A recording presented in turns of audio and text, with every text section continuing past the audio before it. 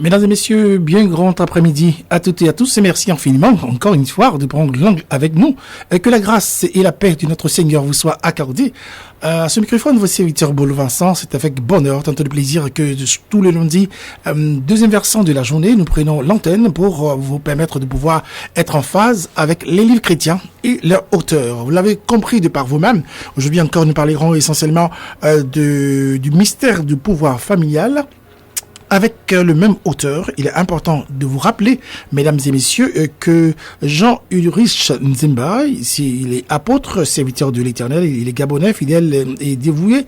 Le ministère apostolique et missionnaire, à mot de prochain, qui est le sien, le conduit dans plusieurs nations pour annoncer justement la bonne nouvelle de Jésus-Christ. C'est un homme de Dieu multidimensionnel que nous recevons encore une fois à cette plateforme littéraire de la radio de la vie. Vous faites bien de suivre le libraire. Je voudrais également vous souhaiter très bon appétit pour ceux qui sont encore à table. Espérons vivement que vous preniez de prendre temps à digérer non seulement un bon repas que vous prenez, mais également le repas spirituel avec Jean-Ulrich Nzimba. Bonjour, homme de Dieu. Bonjour bien-aimé, soyez bénis.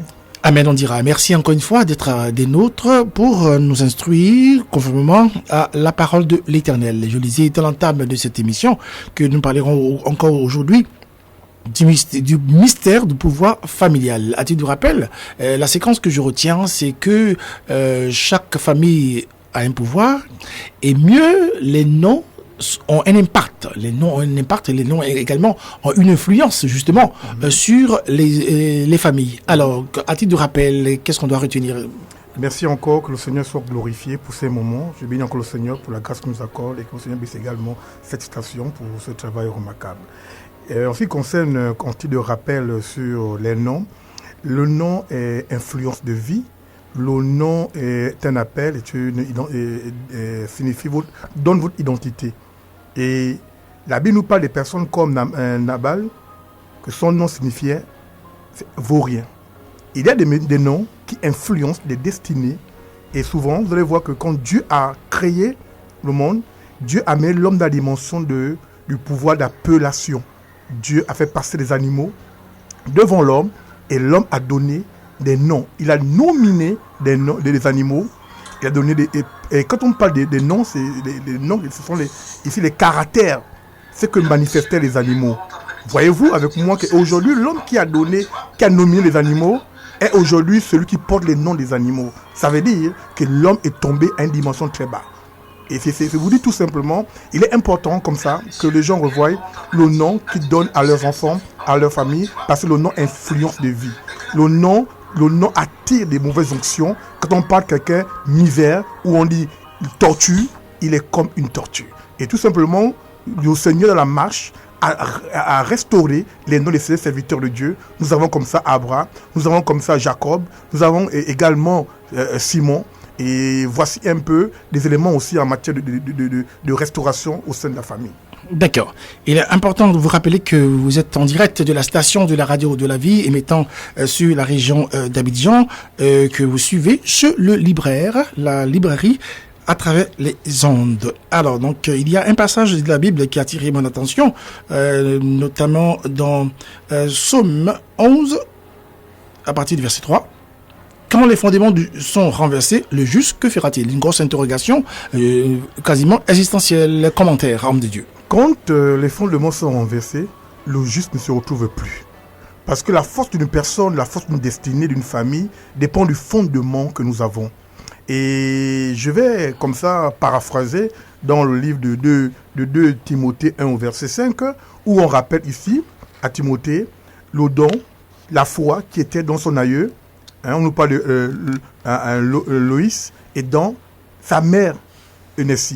Voyez-vous que les premiers ont posé des fondements et quand les fondements de Dieu ne sont plus là, celui qui vient, et comme David a dit, j'ai été là au pouvoir, j'ai jamais vu un juste, j'ai jamais vu un homme comment son héritage perd le pouvoir, perd la sémence. Donc quand un juste n'a plus le fondement, il est sans repère, il est perdu, il est la proie des systèmes au sein de sa famille, de la destinée. D'où il est important comme ça de revenir au fondement qui est notre fondement, qui est le Seigneur Jésus-Christ. Alors, un autre chapitre cet après-midi, mesdames et messieurs, vous qui êtes érudits du livre chrétien et des auteurs, je voudrais faire un clin d'œil également aux libraires qui nous suivent en ce moment. Vous avez la possibilité de joindre le service de relations publiques de la radio Fréquence Vie pour avoir d'amples renseignements concernant cette lucane littéraire que nous vous offrons. Vous avez dans votre librairie, vous avez dans vos rayons des livres inédits, des livres qui participent justement à la construction et à l'ossature spirituelle des hommes et des autres, et des livres référentiels que nous avons le devoir de vous aider à la promotion de ces livres, au nombre desquels nous avons le mystère du pouvoir familial. L'auteur, je le rappelle encore une fois, c'est l'apôtre Jean-Ulrich Nzemba. Alors, chapitre 3, à présent, homme de Dieu, nous allons nous attarder un tant soit peu sur l'esprit totémique. Chaque famille a un totem. C'est inhérent à toutes les familles. Effectivement, oui. Parce qu'en fait, ici, c'est le signe de quoi? De la déstabilisation d'une famille. C'est-à-dire que quand je disais tantôt que l'homme qui dominait les animaux, porte les noms des animaux, en fait, il y a une personne qui est positionnée au sein de la famille, qui a vendu la famille aux forces des ténèbres. Et voici comme cet homme, pour des fins personnelles, est prêt à priver une famille, à déstabiliser une famille, que personne ne puisse monter à un niveau élevé dans les études, dans le mariage. Nous avons également des maladies et compagnie. Alors, cette famille, maintenant, rend ce qu'on appelle l'adoration, que j'appellerais tout simplement la fausse adoration. Ils vont vénérer les animaux, ils vont vénérer des systèmes qui vont se nourrir du sang, de l'énergie des membres de la famille. Aussitôt, vous allez voir que chaque famille a un totem, a une entité, cette entité qu'ils adorent, qu'ils vénèrent. Et ceux qui ne sont pas embarqués dans le même système sont pris comme des ennemis au sein de la famille. Ils sont assujettis, déstabilisés. Aujourd'hui, vous allez voir, ce pas des choses que l'homme a inventées. Ce sont les principes divins, mais qui ont été pervertis. Parce que nous, normalement, vous voyez que Jésus, quand il vient, il prend une image, l'image de l'agneau de Dieu qui ôte le péché du monde. On peut dire ici que Dieu, à travers cette dimension des animaux, voyez-vous, le lion de la tribu de Juda. Alors, quand Jésus vient pour libérer l'humanité, il prend la même forme, et c'est une entité, un animal qu'on appelle l'agneau de Dieu, où nous pouvons parler du berlier et compagnie, et il vient pour déstabiliser la fausse adoration. C'est pourquoi le jour où Jésus vient donner tout, vient accomplir l'acte à la croix, il dit que tout est accompli. Nous sommes dans les temps où nous avons pu vénérer les animaux, le tonnerre, les éléments de la nature, parce qu'un homme a fait couler son sang afin d'arrêter la fausse adoration. Alors, l'homme se connecte à l'esprit supérieur, à l'entité supérieure, à l'étoile de la destinée. Il est ici, là, l'agneau de Dieu qui ôte le péché des familles, du monde, de l'humanité. Quasiment toutes les familles africaines. Oui. Alors donc, il y a également dans votre ouvrage, je retiens, une phrase qui a attiré mon attention. Vous parlez des heures de travaux spirituels. Qu'est-ce que cela sous-entend? Là, nous allons rentrer dans ce qu'on appelle en matière de restauration. Parce qu'en matière de restauration, en fait, c'est le comment sortir de ces combats au sein de nos familles, afin de positionner. Mais j'aimerais comme ça lire un passage dans le livre de Juges au chapitre 6, à partir du verset 26. Il est écrit ceci. La Bible dit, tu bâtiras ensuite et tu disposeras sur le haut lieu de ce rocher un autel à l'Éternel ton Dieu. Ça veut dire que on ne peut pas déstabiliser les systèmes de famille dans le monde des ténèbres par nous-mêmes. Ces autels, il y a un autel qui anéantit un autel. Alors nous avons l'autel principal, ici on parle du rocher qui est Jésus. Une fois que nous sommes en connexion avec ce rocher, qui est la personne de Jésus-Christ, nous rentrons dans un temps de restauration. J'en parlerai encore plus tard, mais pour revenir à votre question, il y a des heures, effectivement, des heures de prière. Il y a des heures de prière, il y a des temps de prière, il y a des éléments qui nous permettent de sortir d'un point à un autre. Je parlais dans cette dimension, en fait, des heures comme minuit, on en a parlé. Minuit c'est une heure où une année laisse une année pour une autre année, un jour, une semaine, un mois, et c'est là également où le peuple de Dieu a été libéré. La Bible nous parle en Égypte, la Bible nous parle également Paul et Silas vers le milieu de la nuit. Donc au milieu de la nuit, il est important d'organiser des systèmes de prière pour déstabiliser les forces des ténèbres dans nos familles. Je parlais ici également aussi des éléments comme les huiles d'olive, les actions prophétiques, mais j'aimerais d'abord, avant d'arriver là, c'est trop pour moi comme une conclusion, mais j'aimerais d'abord donner ici en matière de restauration, premièrement, le pouvoir qui est au sein de la famille, qui est souvent comme une malédiction. Quand ce pouvoir est entre les mains des gens qui sont dans le camp de Dieu, ce pouvoir devient une bénédiction. Il faut comprendre cela. Et ça passe par quoi? Par l'histoire de la famille. Et cela nous amène dans le passé. Parce que chaque famille a une histoire. Chaque famille a des principes et des valeurs. Donc la restauration, c'est vrai, nous donnons ici des heures, des moments. Mais il faut d'abord, premièrement, comprendre d'abord, parce que on ne prend pas un médicament parce qu'on a mal à la tête forcément. Le médicament, on va prendre un médicament diffère selon les maladies, selon les personnes. Donc, en fait, quand je parlais des heures, il faut passer d'abord dans l'histoire de famille. Quelle est l'histoire? L'histoire, la Bible dit, en fait, on nous dit comme ça dans le dictionnaire que l'histoire est le passé, l'histoire est le récit de ce qui s'est passé autrefois. Qu'est-ce qui s'est passé autrefois au sein de nos familles, en fait que nous puissions réellement restaurer la famille par des temps de prière comme minuit et compagnie. C'est pourquoi il y a un élément qui est fort, c'est la repentance familiale. Nous avons organisé beaucoup de repentance personnelle par rapport à nos vies, nos destinées, mais jamais nous avons organisé des repentances familiales. Mais la repentance familiale passe par l'histoire de famille.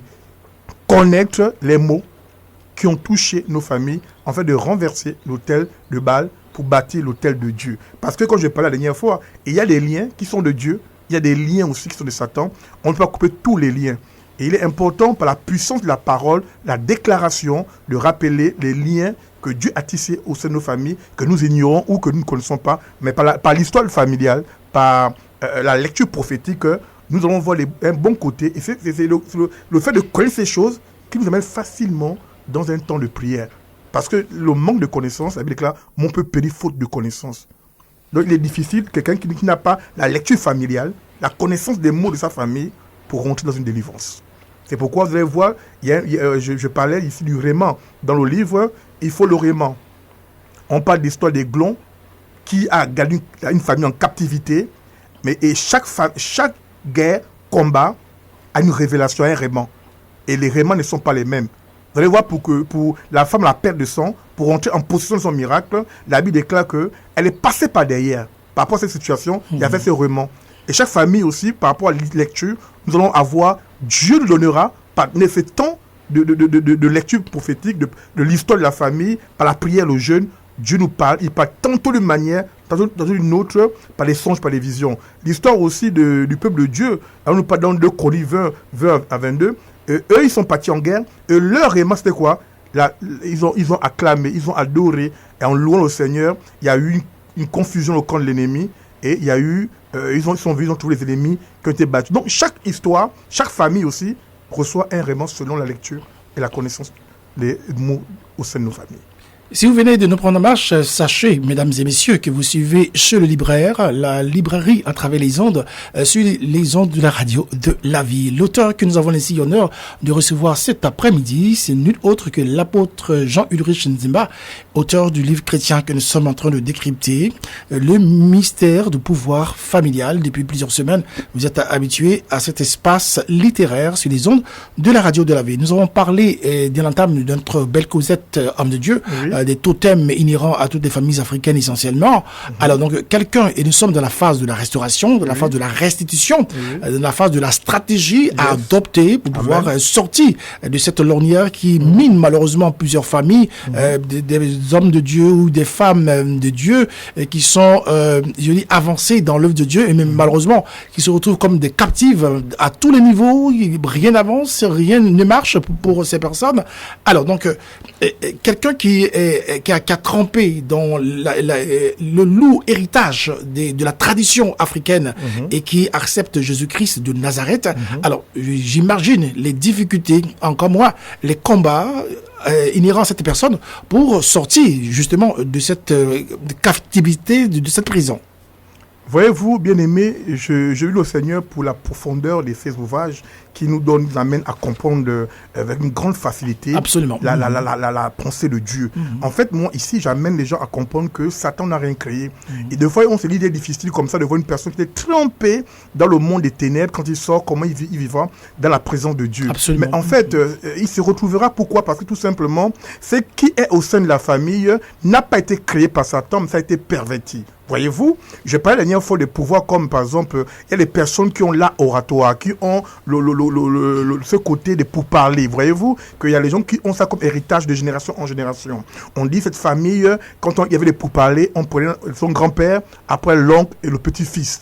Et souvent, quand nous venons en Christ, nous coupons de ces valeurs que je parle, des liens de famille qui sont bénéfiques, mais que certains ont laissés entre les mains, je dirais, de la famille ou des païens, ou ont abandonné et ils sont entrés dans autre chose. Voyez-vous, l'église n'est pas un lieu où nous venons perdre du temps, où nous venons pour attendre seulement le retour de Jésus, pour la vie éternelle. Mais Jésus nous prend dans la dimension comme une entreprise qui prend des personnes pour savoir à quel niveau nous allons amener le camp, le travail, le projet de Dieu. Le recrutement est là parce que nous devons faire avancer nos familles. Alors, celui qui est rentré dans une famille, qui est dans une famille qui est vraiment liée aux pratiques, cette personne, en donnant sa vie au Seigneur, le Seigneur va tout simplement restaurer le pouvoir.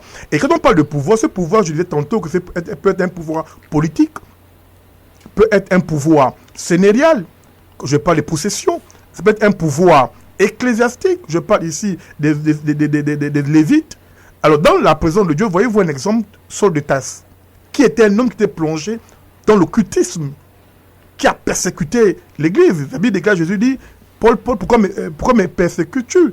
Et cet homme récuté, parce qu'autrefois, en fait, initialement, c'était une famille qui est donnée à Dieu, mais qui était détournée à cause du potentiel du pouvoir qui est au sein de la famille. Voici comment Saul de Tarse, devient un ennemi terrible pour détruire l'œuvre de Dieu.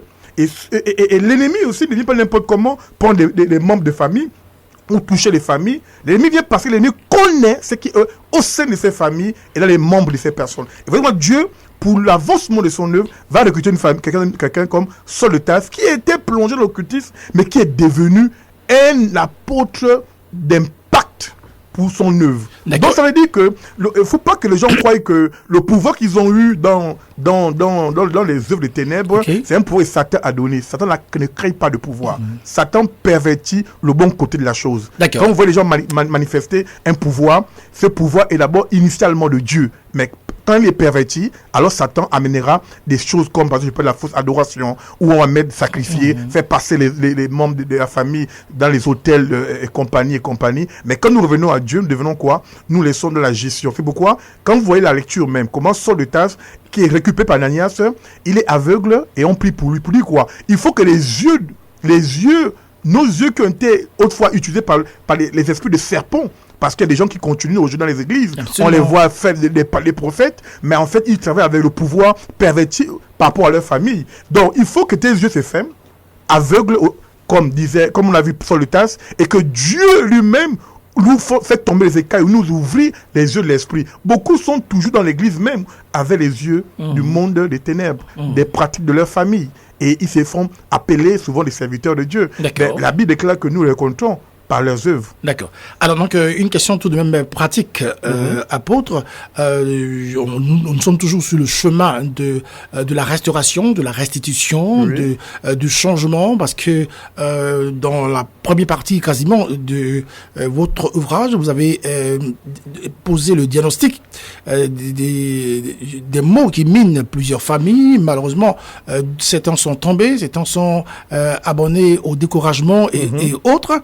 Alors, donc, il y a quelque chose que vous avez dit à l'instant qui m'a fait du bien et que je voudrais partager avec l'ensemble des auditeurs, des lecteurs.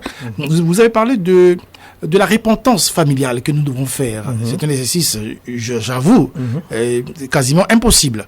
Vous savez, la plupart des familles sont issues de parents polygames.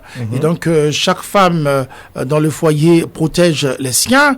Alors, donc, il y a cette dislocation au niveau familial de tout et tout. Alors, comment faire pour colmater justement les brèches au regard de ce que vous venez de dire à l'instant? Il est important d'abord comme je disais après, là vous m'amenez ce qu'on appelle le camp. Voilà, le camp, donc c'est le positionnement, c'est votre appartenance. Il n'y a pas 3 camps, il n'y a pas 2, il n'y a pas 4 camps, il n'y a que 2 camps. Le camp du monde des ténèbres, le camp du monde de la lumière. Donc l'arche de Noé et la tour de Babel. Quand nous sommes dans de telles situations par rapport à ce que vous venez de dire, il est important de savoir ce que nous poursuivons. Est-ce que nous voulons que la famille continue dans le désastre, dans la destruction, l'échec, ou nous voulons ramener la famille, vraiment repousser la famille sur les principes de Dieu, afin que non seulement nous profitons, mais nos descendants de génération en génération. Et donc c'est une affaire d'abord de camp. Parce qu'aujourd'hui, quand les gens se découragent, c'est parce que les gens, en fait, normalement, ne sont pas enseignés, ne sont pas assis sur les principes réellement de la bénédiction familiale. L'auteur, comme Jacob qui a ses enfants, qui a eu aussi plusieurs, voyez-vous, comme le point dont vous voulez le citer. Et le père ici est le symbole du fondement. La Bible dit que les pères amassent pour les fils. Et les pères amassent pourquoi ? Pour que les fils puissent aller plus loin, comme David et Salomon. David a réuni les éléments du temple, Salomon a bâti. Donc, il y a les guerres au sein des familles, les mères se discutent, on veut positionner certains enfants par rapport aux autres. Mais vous allez voir que le chef de la famille, qui est le père, a une destinée pour ses enfants, pour sa génération. Au-delà des femmes qu'il a, il a une pensée, il poursuit une vision qu'il a reçue, comme je disais, du père, du grand-père. Ça peut être souvent en mal comme en bien, mais quand c'est en bien, il est important que nous, chrétiens, nous poursuivons cette vision en Jésus-Christ. Déjà, en passant par quoi ? Par le camp dont je parlais ici, par le positionnement dans la dimension de l'Église. Nous sommes des chrétiens. Qu'est-ce qu'il faut ? Il n'y a pas de combat, de restauration plutôt, sans l'amour. Et les gens se battent dans cette dimension où, à cause de leur maman, juste la maman qui était aimée, qui aimait la plus, bon, la maman qui est avant ou la maman qui est après. Mais ce que nous oublions, c'est que la sémence est donnée par l'homme. Et nous sommes tous liés par cette sémence. Et qu'est-ce qu'il faut faire ? Il faut comprendre de nos jours qu'en découvrant la lumière qui est la parole de Dieu, nous venons bâtir selon Dieu et non selon les principes de nos parents. Ça passe par l'amour. Il faut chercher à être un réconciliateur. Réunir. Ne pas regarder les manquements, les combats, parce qu'on dit la pierre qu'on rejette les bâtisseurs est devenue la principale de langue. Et souvent, quand les destinées sont grandes, où nous sommes appelés comme les sauveurs, nous vivons d'abord des guerres. En fait, de faire quoi ? Parce que des fois, les guerres nous enseignent mieux que les enseignements que nous recevons. Donc, ça nous ont subi. Cherchons à être déjà dans cette dimension de l'unité. Parce que l'unité, c'est ce qui fait la force. Donc, par quoi ? Je disais tantôt, par les prières, par les jeûnes, nous allons commencer à... Moi, par exemple, je prends mon exemple simplement. Mon père, c'est quelqu'un qui a eu très jeune beaucoup d'enfants, comme nous sommes là. Et après, il s'est marié, il a fait d'autres enfants. Donc, nous nous retrouvons, nous avons plusieurs mamans. Mais qu'est-ce qui se passe ? Je suis l'aîné des hommes et j'ai 3 grandes sœurs au devant de moi. Le Seigneur, je sors ce livre aussi, c'est par rapport à ma famille, le mystère du pouvoir familial, selon les mots que nous vivons. Alors, Dieu m'a amené à ce qu'on appelle la repentance familiale. C'est-à-dire que j'ai vu les maux, les guerres, les souffrances au sein de la famille. Je les ai présentés à Dieu. J'ai demandé, j'ai porté le fardeau de tout le monde en disant, Seigneur, je me repentis, je viens à tes pieds. Pas pour moi seulement, mais pour ma famille. Et aujourd'hui, il y a eu des moments difficiles, je ne vous dis pas, parce que ces entités se lèvent en fait de vous combattre. Absolument. Et c'est pas facile, mais j'ai mis en place ce qu'on appelle une cellule de prière qui est devenue aujourd'hui le ministère Amour du prochain. Voyez-vous, quel est le nom ? L'amour du prochain. Alors, j'ai commencé à avoir les frères qui venaient et j'ai commencé à inviter 1, 2, 3, 4, 3 frères où nous prions pour la famille. En priant pour la famille, c'est question que nous devons pardonner, oublier le passé. Et on a organisé ce qu'on appelle quoi ? Des visites, des fréquentations, organiser, aller demander papa pardon. Mais souvent, les papas ne sont pas dans le même monde que nous. Absolument. Mais les papas sur la terre sont nos dieux. D'accord. Et de fond, nous faisons un combat inutile. Parce que Dieu donne... Allez-y, je sais D'accord. que Voilà, donc on sera très pratique cet après-midi. D'accord. Ce que vous dites, c'est super important et intéressant. Et raison pour laquelle je me permets d'ouvrir maintenant le téléphone, permettant à 2 ou 3 auditeurs, 2 ou 3 lecteurs de pouvoir nous appeler, voilà, au 27 22 46 43 48, 27 22 46 43 48. Et si vous êtes à l'écoute de cette émission, que vous ployez, vous croupissez sous le poids du mystère mystère familial, voilà, de la lourdeur, d'un lourd héritage familial, que tout ce que notre auteur est en train d'avancer vous concerne au plus haut niveau. Vous avez également la possibilité, disais-je, de pouvoir garder l'anonymat et nous appeler à ce numéro de téléphone que je me fais fort, encore une fois, de reprendre sur l'antenne. C'est le 27 22 46 43 48 27. Voilà, je voudrais des questions assez pratiques, s'il vous plaît. 27 22 46 43 48. Vous avez la possibilité de garder l'anonymat si ce que vous dites, voilà, donc vous souhaitez pas qu'on vous identifie par rapport à ce que vous allez avancer. Voilà, 27 22 46 43 48. Alors donc, c'est vrai que tout ce que vous dites, c'est au-delà des mots, c'est très facile. Réunir la famille, voilà, donc aller demander pardon à ceci ou cela. Mais il y a des personnes, je suis convaincu dans mon cœur, qu'il y a des personnes qui nous écoutent cet après-midi, qui ont vécu et qui traînent comme un boulet depuis de nombreuses années, des fardeaux dans le cœur, des stigmates, des stigmates de rancœur, tout ça, familial, et qui se disent, non, moi je vais jamais pardonner à cette personne. Moi je vais jamais pardonner à ma grande sœur qui est issue d'un second mariage ou pas. C'est vrai que je suis chrétien, mais moi je veux plus avoir affaire à eux. Alors, dans le chemin de la restauration, relativement au mystère du pouvoir familial, qu'est-ce que vous, en tant qu'homme de Dieu, pétri de beaucoup d'expérience, vous avez à dire à ces personnes qui sont meurtries et qui vous écoutent cet après-midi? Merci, bien-aimé. Voyez-vous, c'est pourquoi il est important que nous sachions réellement qui nous sommes. Nous poursuivons quoi? Quelle est notre vision? Et comprendre que la vision où nous partons est liée étroitement à nos familles. C'est important. La Bible dit dans le livre de Matthieu que si tu ne pardonnes pas ton frère, moi Dieu, je ne te pardonne pas. En fait, le manque de pardon dresse des murs autour de nous. Et même quand nous avons raison, Dieu refuse de nous accorder le pardon. Pourquoi? Parce qu'en fait, le fait que nous soyons coincés dans un coin nous empêche d'avancer. Et c'est important, bien aimé, de comprendre que la vie, dans le monde où nous sommes, il y aurait toujours des combats. Vous voyez, nos familles ne sont pas comme on pense. Mais quand vous écoutez les problèmes de notre famille, vous allez dire que vaut mieux encore ma famille. Chaque famille a des problèmes et des réalités. Et il est important que toi, qui passes par les temps difficiles, en ce moment que Dieu permet que tu prennes part à ces temps, que tu puisses penser réellement à l'œuvre que tu poursuis, tu puisses penser à ta descendance. Ma mère disait souvent que quand nous faire souvent un peu du désordre plus jeune, ma mère dit, mais quand vous allez avoir vos enfants vont vous faire ce que vous nous faites moi plus.